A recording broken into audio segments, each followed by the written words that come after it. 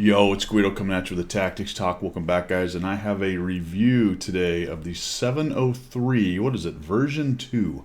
Object 703 version 2, the first of the double-barreled shotgun Russian tanks. They've been talking about this for a long time. They have showed up in the boxes for Christmas. I'd imagine a lot of you have this by now. I've played 20 battles in it, got mine out of the boxes as well. And we're going to take a look at the 703 version 2. How does it stack up?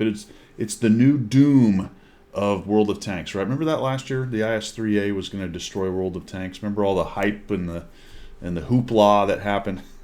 Where'd all that go? What have we been destroyed and I just don't know it? I mean, what? I just love needling people that do stuff like that. But anyway, I sort of expected maybe some of the similar reaction, but maybe we learned something from last year. Maybe we learned something. Probably not. But here it is. This is the premium version. It's a Tier 8 Russian premium tank. As you can see, its most distinguishing feature is, of course, it has 2 barrels. What's interesting here is that when I read this and I looked into it a very little, I did not get too crazy. I did a little Google foo. Object 703 is actually the IS-3 designation when it was the test vehicle or developmental number or whatever it is. You know, we got a lot of objects. Those are always going to be the developmental or blueprints or whatever it is kind of tanks, not the production ones. The 703 was apparently the IS-3 object number that eventually became the IS-3, which was a production tank. And then this one is the version 2. I think it's more of a fever dream or a blueprint idea because if you look at this, the concept started in the 30s with the KV tank. There were multiple tanks with multiple turrets, but they didn't always have 2 big main guns. So we've seen a lot of those in the game. We have models of that as well, but none of those extra guns work as of right now. So then it mentions the ST-1-2 heavy tank with a dual-barreled gun project was developed during the final stages of World War I, based on the idea that a combat vehicle should have maximum firepower. Well, that seems fairly reasonable to me. No real mention of whether an IS or a Object 703 or an IS-3 was ever designed to potentially, or at least projected to potentially have 2 guns, but this is what we've got. And while it sort of resembles an IS-3, it doesn't exactly, because it is quite a larger hull, because it's carrying a larger turret, and that's obviously one of the things you're going to get when you get 2 guns in there. You've got a lot more mechanism in the back for the breach, and you're probably going to need a bigger turret so you can have your people back there. And by the way, these carry an extra loader over most of the Russian tanks. If we look at the IS-3, you can tell that it's just a bit smaller of a tank, especially on the hull portion right there. So it just gets bigger when you upgrade it to the version 2 with 2 guns. Defender-wise, roughly the size of a Defender. I'm always surprised at how small the Russian tanks really are relatively. Even a Carnarvon, look how much bigger a Carnarvon is, or a 50-100, or a Lurva. Quite large. But going back to the 703, you'll see that it's got some slope front armor, but it's not quite as heavily sloped as most of it, and is not pike-nosed. This is a weak point, although we're going to look at tanks.gg. It doesn't have a lot of good information. It doesn't look like the model is completely modeled on that yet, but I'm pretty sure this portion right here is weak. At the very least, it's flat-plated, which is going to make it weaker than the angled armor right there, at least straight on. The turret is quite strong. Not any real giant protuberances, bumps, weak spots, basically. The hatches are very difficult to hit right there on the top. It is sloped a bit, and that top is not super strong, so that can be something. Also, the back deck, I want to say, is 20 or 30 millimeters, which is overmatched by nearly anything. So if you can get shots into the back deck right there, that's a pretty good place to go. Plus this nice log on the side. There you go. One interesting thing about this one I will note is look how the connection for the front sprocket is just right at the edge. So if you're shooting him into the side, you're going to need to aim a little bit further back to get into the meat or to the hitbox of it. If you're up front here, you may just simply be going through air. See how there's just air right underneath right there? All right, there's the overview. The standard stuff. We'll look at the tech tree, we'll look at the 3D model, we'll look at a comparison amongst its peers, look at my stats, my setup, and I'll give you 3 examples of gameplay for the Russian Object 703 version 2, the first of the double-barreled shotgun tanks from Russia. All right, let's move on.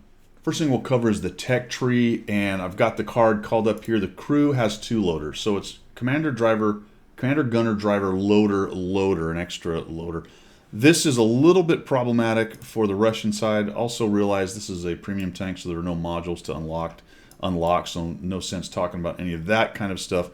But there are very few tanks that have this. As a matter of fact, the one I could find that basically had that same setup is the ST1, and this is not the double barreled ST1. This is the one that's in the game right now on the tech tree. It actually has the exact layout, so it is a perfect trainer for your ST1. Otherwise, you're probably going to be short a loader in the rest of the tank, so the extra loader that you're using for the Object 703 version 2 is going to be cooling his heels. Some of the other tanks in there have radio operators and 2 loaders. It's really a bit of a mixed bag, but in general, the ones that have 4 crew members are going to be just fine. For example, the higher tier stuff like a 705, commander, gunner, driver, loader, it's just that extra loader out of your version 2. When you're running the version 2 and you're training the 705A crew, that other loader will be used, but when you go back to your 705A or one of your other tech tree tanks, he's going to be hanging out in the barracks not doing much. However, howsomever, what I did, and we'll talk about it on my loadout and my setup, I brought a new crew in, and I happened to use the Christmas crew. And I am basically using this brand new crew with all those Christmas, the 4 females and the 1 commander that you can get, and I've created a whole new crew. Why? Because eventually we're going to get a tech tree version of double-barreled tanks, and my assumption on all of those is they're going to be carrying all of them 2 loaders. That's my assumption. Maybe at the higher tiers, they'll be considered some kind of auto-loading mechanism where only 1 loader is required for the 2 barrels, but my guess is it's going to need 2 loaders. Break. They're going to redo crew. So this may be, the best laid plans of mice and men kind of idea, and in 6 months, 8 months, 9 months, a year, whenever this new crew thing happens, if it happens, all of that may be for naught. But for right now, that's my plan as far as bringing crews up. Let's look at the 3D model such as it is. We've got the 3D model called up here. You can tell just by looking at the mantlet is kind of massive, and it is fairly strong, but there appears to be, from what I can tell, and that's assuming that this model's right, the model's still a little wonky, because as you can see, it's got 0 modeled right now for the turret, which is quite strong at, I believe, 220 millimeters. We'll look at that later on in the stats. The mantlet is showing very strong, but there appears to be a slot right there in the middle, slightly above the gun, that's about 165. Not a very tall slot. You can see that it goes from really strong to that little slot to really strong again. So take that with a grain of salt. I've also read that people think that exists in the game. I haven't tested it yet. The rest of it is lower plate's kind of weak. Upper plate can be strong. I'm not really sure. This is showing 60 millimeters, so I'm not sure. And then it's got 400 over here. So there's a little bit of goofiness going on with the armor. Obviously, if you angle it, it starts getting better. There's that, what I think is a weak spot, but it's showing 0. So clearly this model isn't 100% at this point. But like most tanks with these angled fronts, you put a little angle on it, it's going to increase the effective thickness of the armor there. If you're coming in from below, then you flat plate the lower plate, but you're going to have a stronger upper plate. Same thing if you're shooting from above, you're going to have a higher angle on the lower plate and a lower angle on the upper plate. All that kind of similar thing. What I'll say about the turret is, even though we don't have the thicknesses on it, it is 220 as I said, and because it's kind of rounded, that gives a lot of weird angles. Unless you're really just kind of shooting it into the side, you may have some real bad auto bounce angles, especially as they move their turret and they're rocking back and forth and peeking and poking and doing all the things that we do in World of Tanks. Rounded turrets just happen to be a lot better for bouncing things based on the way the game is played, vice, say, a German squared off turret right there. So, like I said, not a whole lot to say about the model. Here's an interesting thing. There are 2 guns. Guns tend to block a lot of things. That's a lot more stuff kind of out there in the way, potentially right there. And what I haven't also noticed is what I'm wondering, based on the crit damage criteria, I'm assuming because the modules are pretty well modeled in this game, I'm thinking you can probably get 1 gun damaged and 1 not. I haven't seen that yet, so I'm wondering if that mechanism actually is in the game, where if you get your gun damaged, is it both? Or is it just the one that got damaged, and how do you know which one is it? That's kind of an interesting thing that I'm not really sure how that works. If you have any essay on that, go ahead and throw it down in the description. Or not the description, but the comments for everybody else. So let's move on. For the comparison, I have mostly Premium tanks, I have the IS-3 one tech tree tank up there, which is sort of the closest analog, I would say, on the tech tree as far as the Russian line goes. But these are all very good tanks right here. Some of them very recent, as a matter of fact. Defender, known as the class of the class, right? It's the most well-known OP Tier 8 heavy tank. IS-3A was the doom of World of Tanks, which we survived. The E75TS is a relatively recent heavy tank. The Low, a all-around very good German heavy tank. The Renegade, recently released as well, US tank. The Suma SM I just threw there because it's got known for decent hull armor. And like I said, the IS-3. So I've taken all of the skills and perks. There are no food. There's no camo. If I can take the camo off, clearly on the Defender, there's camo on that I can't take off because it's part of the tank. So you're getting a base 100% crew with no additions other than the Defender on the camo. It's a heavy tank, so we're not going to worry too much about that. Average damage on this tank is 390, so it's the standard Russian 122mm 390 alpha. Obviously, the Defender has a 122, and he's rolling 440. That's a whole nother subject. The IS-3A has 390, and these are kind of similar to some extent in fear factor and some of the things they can do, right? You get 390 alpha shots, and you have multiple of them. In the case of the 703, you have 2. In the case of the IS-3A, you have 3, and there's some trade-offs to be had for that. The E75TS is closer to a medium than a heavy, and then you've got the Low right there rolling with 320. But even so, the TS is rolling a 360 alpha. Come over to the Renegade, a 360 alpha. So they're all high and creeping upwards. These are all relatively new tanks, and you can see the alpha creeping up on everything. Standard act with releasing of premium tanks lately. The Suma's sitting at 300, but it's another autoloader and is carrying, I think, one more shell, as I recall. Yes, it's got 5 shells in that bad boy. And then just the regular IS-3 at 390. So penetration is okay. It's on the low end of this crowd. Not too bad. But it's not as bad as, say, an IS-6 or a WZ, which is sort of what I expected to see, but this is not a preferential tank. So it's interesting. These are balancing decisions that they're making. The gun loading is actually not bad. 12 seconds for each gun right there for a total of 23.97. Very interesting. We'll talk about that just a little bit, but that puts it in the even faster than an IS-3. So as a single shot, I take a shot and I wait, and I take a shot and I wait kind of tank, you're right there at 12.75. And if you shoot, wait 5 seconds, and shoot again, you're going to have another shot in 12 seconds, which is still inside of the IS-3. And this is kind of the complaint about the IS-3A, which does a similar thing with its autoloader. It's able to shoot, and reload just about as fast as an IS-3. The 703 does a very similar thing to that, only with 2 shots and 2 barrels, and adds one thing that you cannot do with any other tank, and that's shoot 2 barrels at one time. If you do that, and that's where you have this salvo preparation, which is a brand new stat on this line here, it takes 3 seconds to shoot it. So it's a different key. We'll talk about that when we get there because you need to rebind those keys. But you hold the key down, whatever it is you're going to use to shoot, you hold it for 3 seconds and it will fire both barrels at the same time.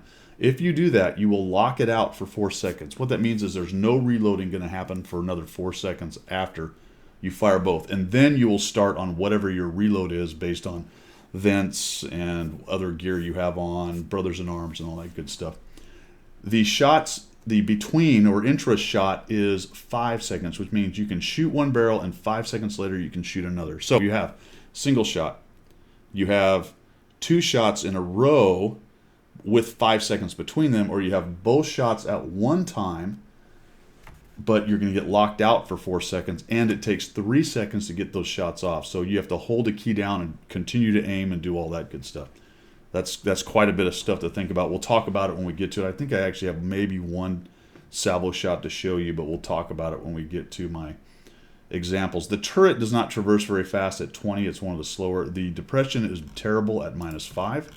That is a little bit rough right there. You can see most everything else is better, but it is similar to an IS-3 and, say, an IS-3A.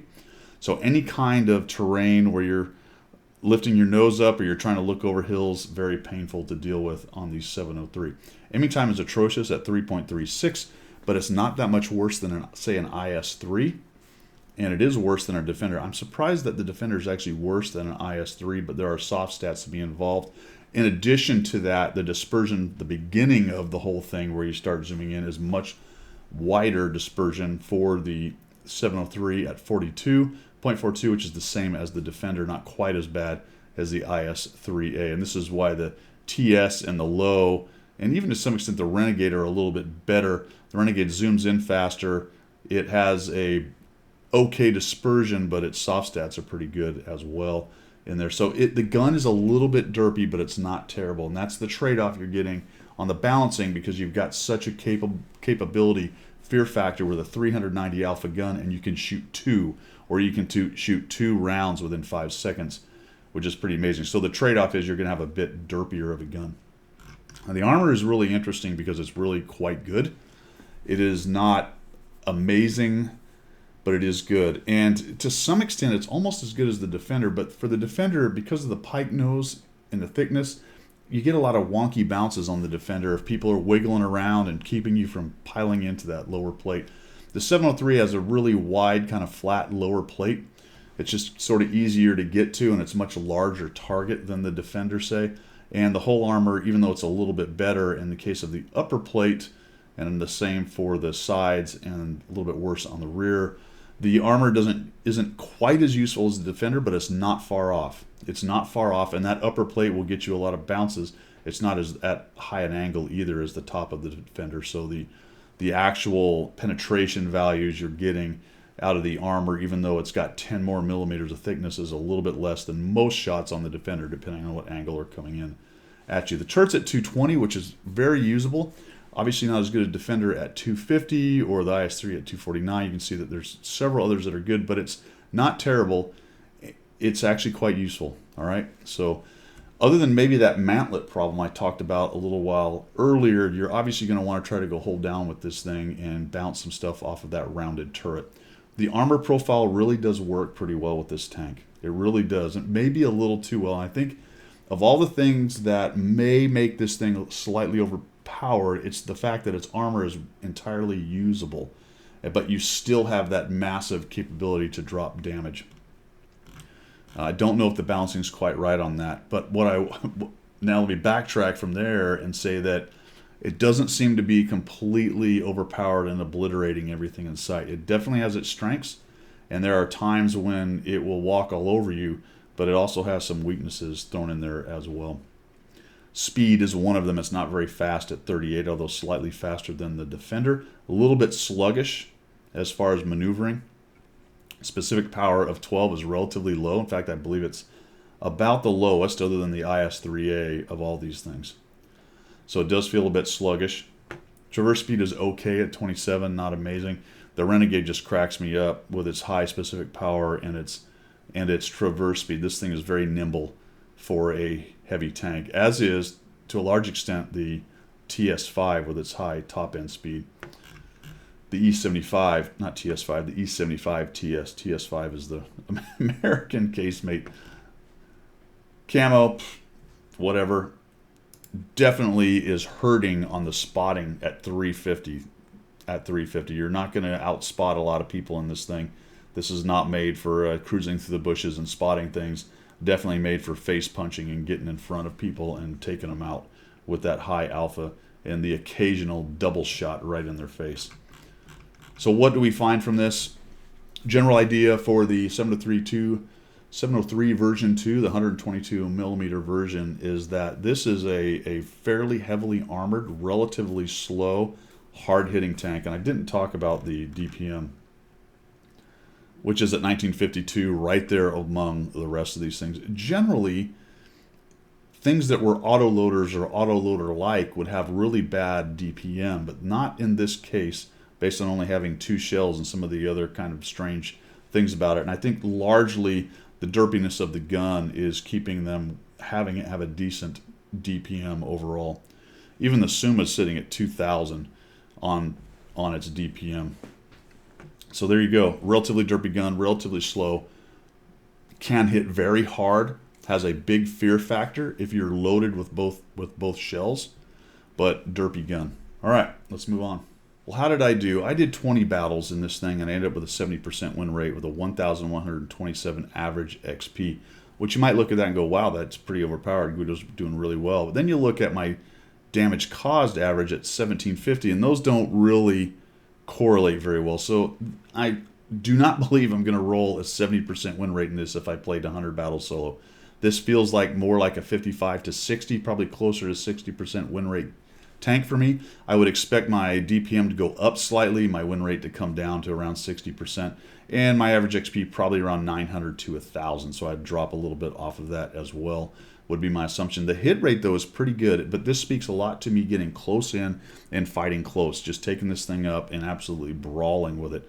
So far, I've survived 50% of my battles. I would expect that to come down, but my damage and destruction ratio are nice and high. There's that armor use. Definitely usable armor, right? A bit situational because, you know, it's a great armor if you're closer to 1.0 on the armor use efficiency, but at 0.53, that means it's working out for you in the right situation. So if you're angling it right, if you are going hold down correctly, you're going to find yourself having your armor save you in some cases.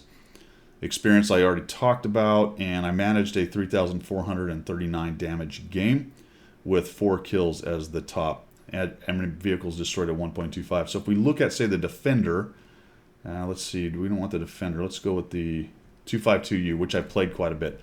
That one's sitting at 66%, 235 battles with 1,100 XP. So what's the DPM in that thing? Much higher. So there's an example of a DPM that kind of correlates with more of a 60 to 66% win rate right there. The ISM sitting at 60% and 978 is closer to what I have right now with the version 2 at 1,720. But the interesting thing here is that this is kind of an unknown quantity, this tank. This double barrel thing has some capabilities, and I talked about it a little bit earlier, some fear factor that other tanks don't really have. So we're going to talk a little bit about that when we get into the replays, because there are some situations where you're going to keep people thinking real hard about whether they're going to push in on you, and that can mean that this thing will cause the battle to flow differently around it.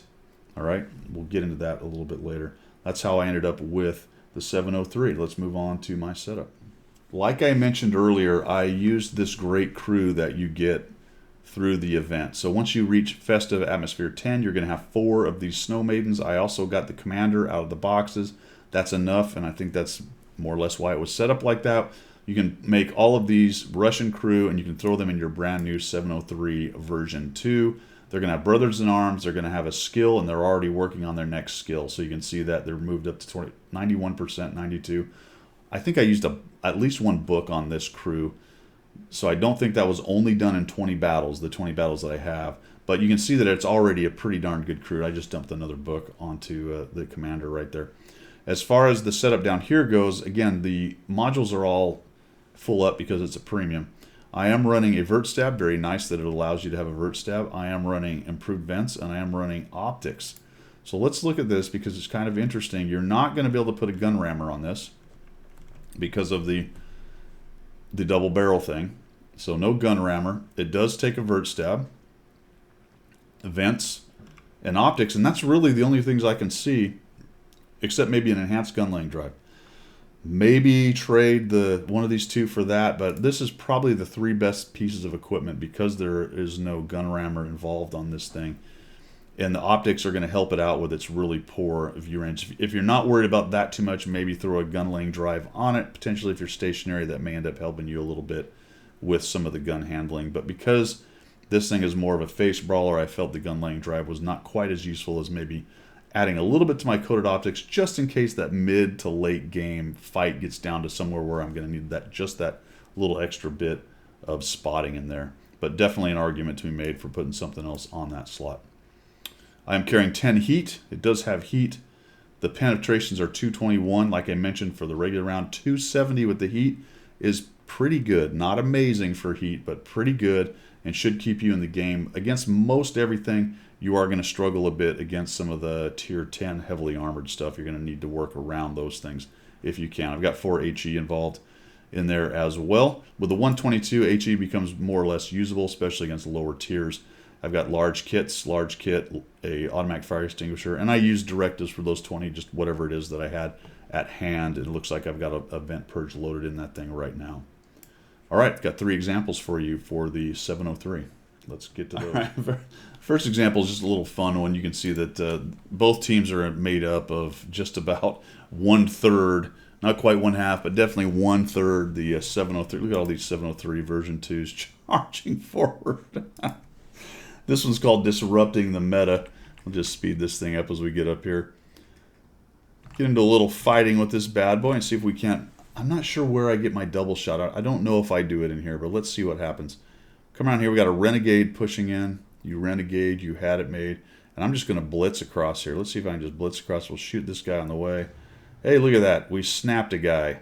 Now here's the cool thing about that. You take that shot and look, I'm already ready to shoot again. Already ready to shoot again. So you can shoot, and then 5 seconds later, you can shoot again.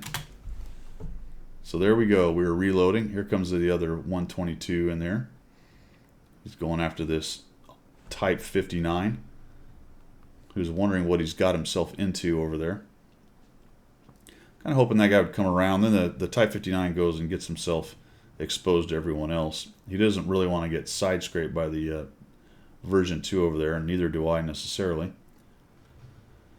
So Phil Swift is getting rocked. We got a bunch of power in here. We sent a couple guys up to the northwest. They're holding their own for the moment.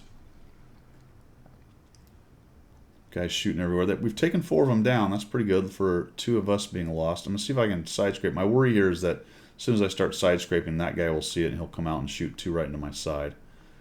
So my adjustment there to try to side-scrape got me spotted, so I had to kind of abort that idea. I see that dude shoot. He takes a hit, so I'm going to go ahead and see if I can go ahead and get some... Oh, look at this. Is he coming at me? I'm going to go ahead and see if I can go ahead. There we go. That's what I wanted. Gives me a little shot into his side. Now, potentially could have taken another shot, but one of the things about this tank, and this is that meta-changing fear factor, I shot once for 390, and if I don't shoot the second one, they got to think hard whether they're going to want to challenge me. So that whole shoot, pop out thing that we do, where you shoot and the other guy shoots, and then you know you're going to reload before him, or maybe he shoots and you haven't shot and you know you have an option to come out there. And there's the double shot. So we take that guy down with 720 damage. So there's the 2 things about this tank that are meta-changing, at least in the general area in which it's fighting. Not the, oh my god, it's changing the game and destroying the game. It's those 2 things. Number 1, I can shoot a 390 alpha, and I can't be popped and shot for free because I'm going to get him again, right, if I take that second barrel. If I don't take the second barrel and I've scared him from popping, I sit around and wait till I get my second barrel reloaded. Now I've got 2 more again. So that guy's now got a decision to make, right? Do I pop out and accept another shot in my face, or can I do it in 5 seconds? Not very likely with another heavy, because there is a slight delay to firing the second barrel. Or do I pull back and let him reload both barrels? It's a bad choice. It's a bad choice. And then when given an opportunity, that other guy's busy doing something, and I have 3 seconds to hold down my double shot key, and I drop 720 on a near dead. 720. So you can take out people with about 800 hit points, give or take, if you can double shot them. And there's no other tank other than tier 10 TDs and things like an E100 with a 750 alpha. There's very few other tanks, especially at tier 8. What's the only tank that has anywhere near that at tier 8? It's going to be the ISU with the big 750 alpha gun. This thing does this at tier 8. So it does change people's calculus to a large extent at this tier, in the general area of this tank, when they're fighting the 703. So that's kind of a very interesting thing. So we're going to come over here. I just go back to cap just in case these guys tried to jump on it. They did not. Didn't want to get capped out because, look, my 703 brigade, the whole damn thing is going towards their cap. Nobody bothered to try to come back here. Hi. So I just think that's really the most interesting thing about this as far as the meta change. The whole trading idea, the calculus, the calculations you make when you're deciding whether you're going to pop out and trade with a heavy tank. When you're dealing with this thing, there's a few more things to think about. So we got to head and hit this poor. And there's another example. I thumped him once. He shot, and he's bumming. He's going to eat another 390. Of course, he bounced it right there. He's going to eat another 390. But now I've got a long time to reload. A long time to reload, except he's not fast enough to take advantage of it, right? I just fall back. He's a slow TD. Dude, I'm going to get both my shells back before he can even come close. So I just back off. Now I'm reloading both. I know I can take a hit from him. I'm not even worried if he does pen me once. Thump. He does pen me once, but now he's just out of the fight, and I'll just thump this. Heat shot. I press skill, and we'll just drop this guy right there. Another great example. I had a lot of hit points. That was just going to go poorly for him all day long with the way this thing is mech'd in the game. It's like the Progetto is down there. I don't get another shot. So we end up with 2,549. I get 2 kills. I think it ended up being a pretty good example of the change of the meta, at least in this thing's local area when you're fighting this thing. Okay, it's not a case of I think it's completely changing the entire game or it's going to ruin the game or it's completely overpowered, but you have to think some different thoughts when you're taking on a 703 and you're brawling with it. All right, let's move on to the second one.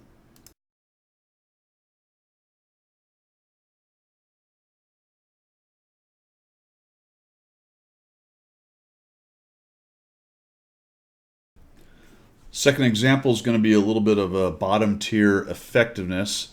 It's decently speedy, not amazing. So I spawned in a really nice spot, so I'm going to go ahead and try to get to the middle road right here. We're going to show you some Hand of Stalin stuff right here. We'll just shoot him. No problem. Just in fact, I got the W's. I don't even think I was shooting the WZ. Sorry about that there, E75. Kind of give him a little twist to Rooney. And we'll dive on into this hole. And now we have ourselves reloaded. We've captured this middle road. And we'll see what we can do.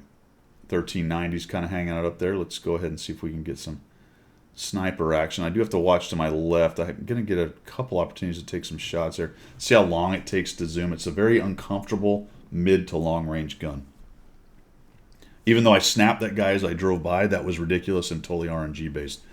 A very low percentage shot. That's the kind of shot you take though when you're on your way to cover and you have no intention of stopping. There's no reason to not take that shot if there's no other shots available.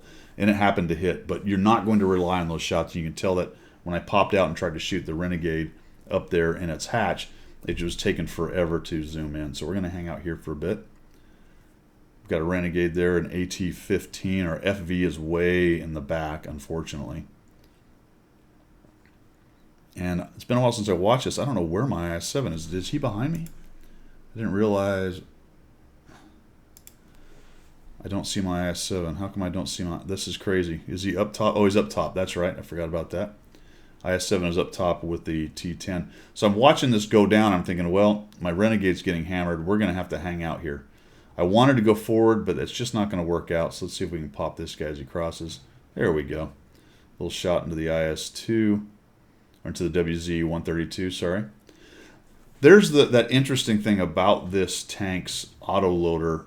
A lot of times you're going to get 2 shots at guys crossing like that if it's one of the faster autolowers. But because this one has a 5-second intro clip, you're not going to get double shots on people a lot of times. So put a thump onto that guy. Unknown why they're all just driving out into the open, but it's very helpful for our team. That has to be said. Dude's taking all kinds of hits. I'm going to see if we can sneak one into his lower plate or maybe just track him. There we go. How about we just track him? We'll track him. Maybe we can get some assist on that. Yep, there we go. Fantastic. Chrysler's taking all kinds of hits. Nice and tracked. We got the heat going, so maybe we can get the kill. I don't know what happens here.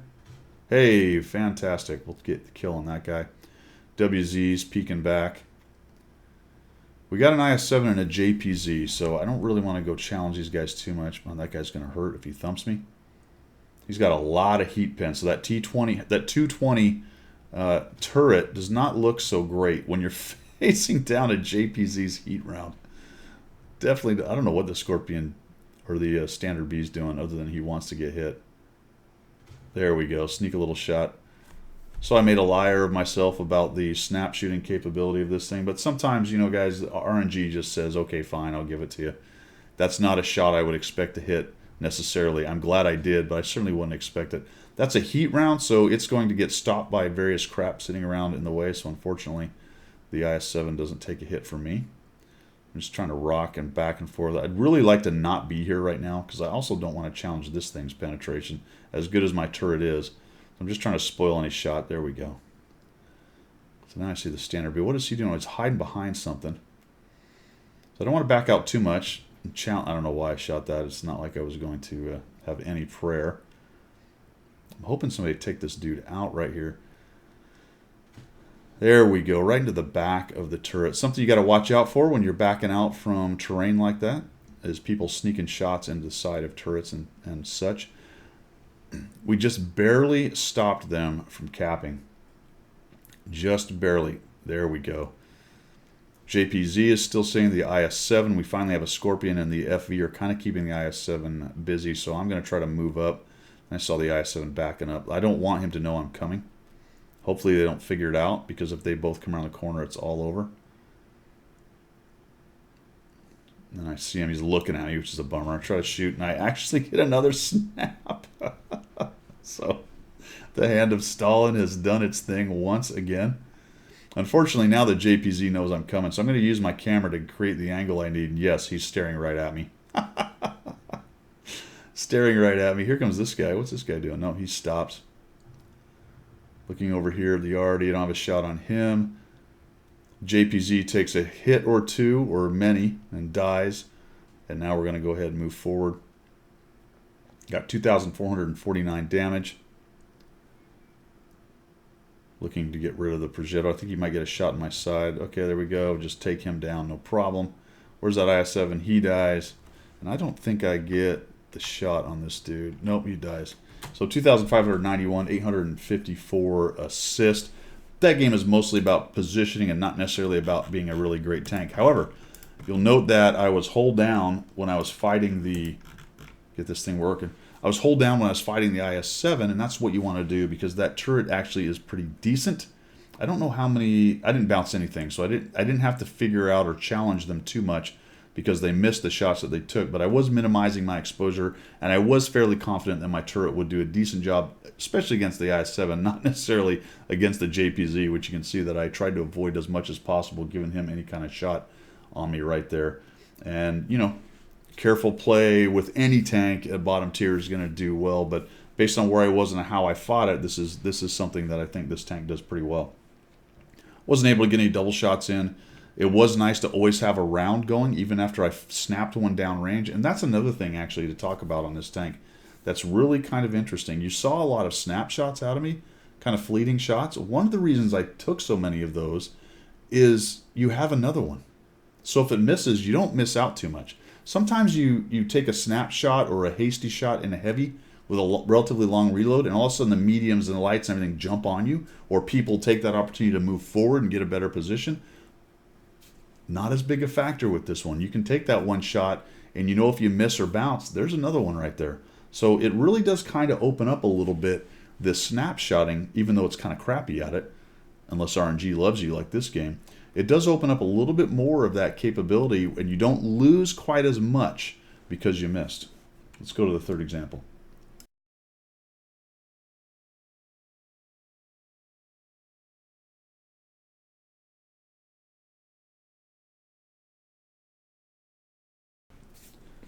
For the last example, we're going to go to a same tier battle, and we get to play Punchy Face in Pilsen, which is more or less what this tank is built for. And we're going to talk a little bit on this one about the fear factor of the gun, of the two guns, and how it really does, in some cases, or even many cases, really, especially in a game like this where it's all the same tier, change the calculus of the people who may try to push you. There's a fear factor there, both in fighting them and fighting against them, that you do have to absolutely take into account, or you're going to eat that near 800 alpha, right? Or you're going to take a 390, attempt to take a shot and bounce, and eat another 390 immediately after that. Just because the guy fired once doesn't mean you have a free shot on him. You've got to take that into account. So we come in here, and we've got some pretty good players on the other side. We got a G, we got Snafu and Dom from G over there. So I am going to be uber careful to not poke out. You can see that Dom is over here. He was right there. He's gone now, but there's a 703. Dom is over there in front of me, and the last thing I want to do is come out there, get tracked by him, and eat 800 damage. So there's that fear factor on his part, and I'm going to be careful over here. I was sort of hoping the low would just make a runner, but he's not interested, and he's taking some hits. So we're going to see if we can see him come across. I'm expecting him to make a move, but they're not going to. The E75 is actually way back there. So let's go take a peek. We got a nice hold down position here. Guy doesn't quite come. That's actually, I think, the E75 moving back behind the building there. So we'll take a look there. Guys are often in that section. Then I'm going to take a quick look. Nope, that's the low. Did I get spotted? No. Just a real quick. Whoop, there he is. We'll just take a snap at him and we'll pop on back. Just hoping for the best. And he's doing pretty much the exact same thing I'm doing. Now, that's no different, really, than most tanks. But the good news here is both of our tanks have great holes, so they're good positions, hold down-wise. Not all heavies are that good. Say that was a TS in that position. I have a reasonable expectation with heat of punching through the flat plate of his turret if I can hit him straight on. Not so much against that tank, against the other 703 or maybe a Defender or tanks like that. So we're just going to hang out here for a minute and wait for this to develop. We have a pretty good push going on over on the east side, and we have a considerable amount of our tanks camping in the back. The Emil is looking down the road right there, but you've also got the Tiger, Sturv, and Progetto sitting up on a hill. So it is strength on strength for the most part over here. I try to side scrape just to see what he's doing. He takes a snap at me. And there's an example of, I didn't pop out and go for a shot because I was going to have to expose myself and he was going to have another shot. By the time I got out there, got zoomed in and tried to take that shot, I'd have another one coming at me. And because I have to expose myself more to take shots from this side, it just wasn't worth it. So I don't go in. And there you go. That's exactly what I'm talking about. Because he was going to have that second shot right away, it wasn't worth going in there. So I'm going to back up and see if we can change things just a little bit. I'm not really sure if I can get anything done down this road without completely exposing myself. But I do see that this dude is coming in, and I am a little bit worried. I wanted him to come out that door, but he just doesn't do it. And I feel like those two G players, no, one's a G player, take a little shot into his side right there. I feel like those two players are starting to sense that we're getting whittled down and they're winning over here. And they are winning in the factories. Right now, if their entire force pushed the factory, this game is over. Okay? That's not necessarily, they don't do it, and it's not necessarily because Guido's in there with his 122, but they're all being a little bit careful in here. And then watch how this goes down. Two 703 version 2s are here, and good deal, the 53 TPs on the other side. And basically now I'm just looking for those sure shots, and it's hard to find against these things. I sneak one into that guy and back out. And his problem is he's trying to fight two directions, right? He's worried about the 53 popping out. Now Dom is over there watching him. This guy's trying to take me on, but I've also got the Canarfin right here, and there's some guys in the back. So I'm going to take that one shot, and I'm going to sneak another one if I can, but I miss. And that hurt. And look at him charging in at me. He knows right now that he has an advantage because I fired both my barrels. So see how he's coming at me? Because he knows that he's got an option to do it, and he eats a shot from the 53, and he waits too long, doesn't come right at me. He's trying to whittle down the guy behind me and take out my shields. So then I got the low moving in, so I'm going to try to take a shot on this guy. We'll take a piece of him, but I've still got that shell, right? So they can't just simply rage in there. And quickly, really quickly, I'm going to have my two shells back. And we're losing, folks. I mean, this is turning into a big problem right here. I'm basically cornered, so how am I going to do this? Well, I need to be careful with how many shots I take. I have to be careful, and you can see that my friend, the 53, just died. So we're going to back here. We're going to go ahead and side scrape. See if I can sneak one into this guy's side. I should have gone for the hatch right there. I didn't know about the view slit. This was one of the earlier games that I had, and it was really interesting how this thing went down right here. So they're just kind of poking out. I'm like, oh, I almost had that TS. He takes a hit, and now, oh, there goes. Now I'm going to take the chance. Boom, there's one shot. I still have the shell, right? They can't really go at me, although Dom should have pressed me hard right there and taken me down. I still, though, have quite a few helpers around here. And there's guys behind me. I think he probably figures I'm going to get surrounded here pretty quickly, and then it'll be all over. I do have 100% hit points.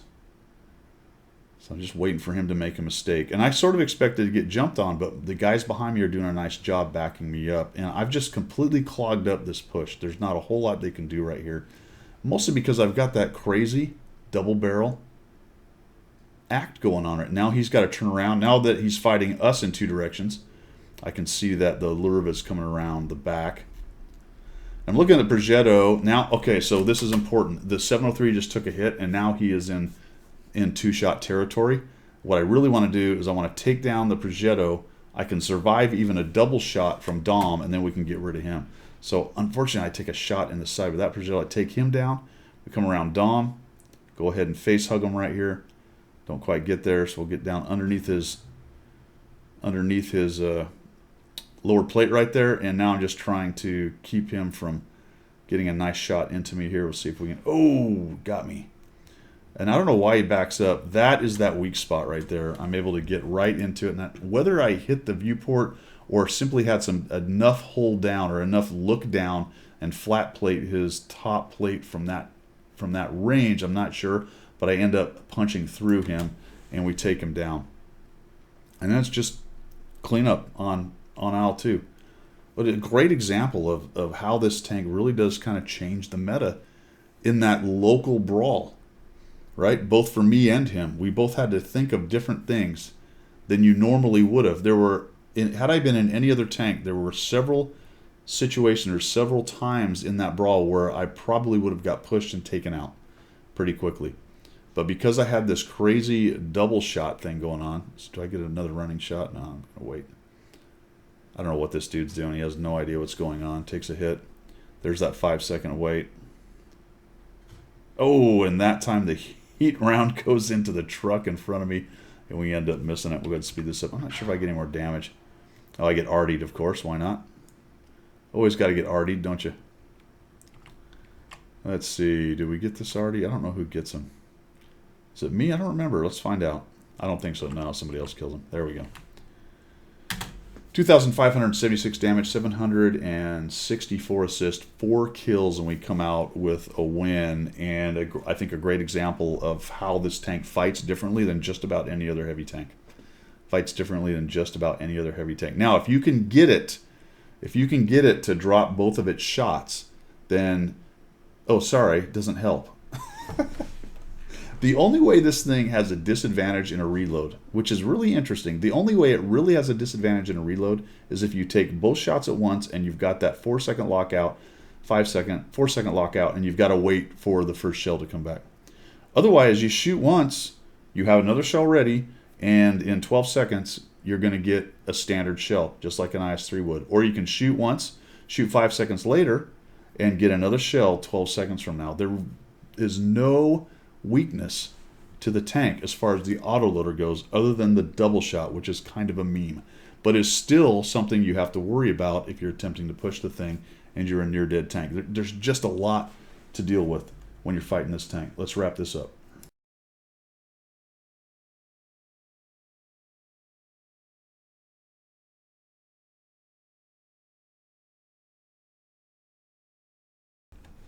Alright guys, that is it for my review of the 703. What is the bottom line of it? This thing is a brawling monster. In the local fight, in the close-in fight where it exists, an absolute beast. It forces people to make decisions that you generally don't have to make in the game. It's difficult to push it if people are playing it right with the double barrel thing. And when it does push, it can be absolutely devastating in breaking down tanks or killing off near-deads. And when I say near-deads, we're now talking about guys with 800 hit points, vice the guy with 300 or 400 hit points being taken out.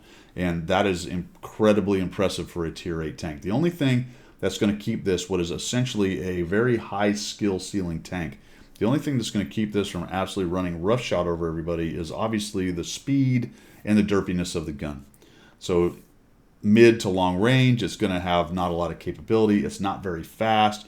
So while it's mobile enough to kind of get around to where it needs to get to, it's not going to fly all over the map, set like an EBR or a light tank or even a good medium tank.